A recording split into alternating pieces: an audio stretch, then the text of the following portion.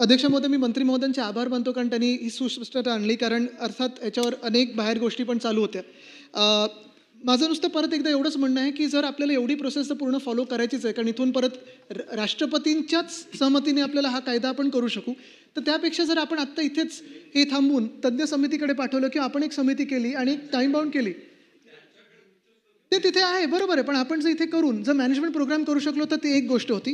दुसरं म्हणजे मला मंत्री महोदयांकडून हे आश्वासन पाहिजे होतं, की हे फक्त स्थलांतरित राज्यातल्या राज्यात करण्यासाठी किंवा औषध उपचार करण्यासाठी असेल आणि कुठेही शिकारीचा परवाना दिला जाणार नाही. कारण जे आपण आत्ता मंत्री महोदय जे सांगितलं, पालघरमध्ये किंवा मालाडमध्ये दिसलं, अनेक असे फोटोज आहेत. म्हणजे आम्ही पण ते वाईल्ड लाईफच्या ह्याच्यात फिरत असतो, की आपल्या आरेच्या जंगलात असेल किंवा तिथे आदिवासी पाड्यांमध्ये जे वर्षानुवर्ष आदिवासी बांधव राहत आलेले आहेत, त्यांच्या त्या जिथे राहतात तिथे बाहेर एखादी बाईक असते, त्याच्या बाजूला रात्री बिबट्या येऊन झोपून जातो वगैरे, तिथे कुठेही कॉन्फ्लिक्ट नाही आहे. कॉन्फ्लिक्ट जिथे नवीन हॅबिटेशन होतं किंवा नवीन एखादं बिल्डर सोसायटी बांधतो, तिथे मुंबईमध्ये तसं कॉन्फ्लिक्ट होतं.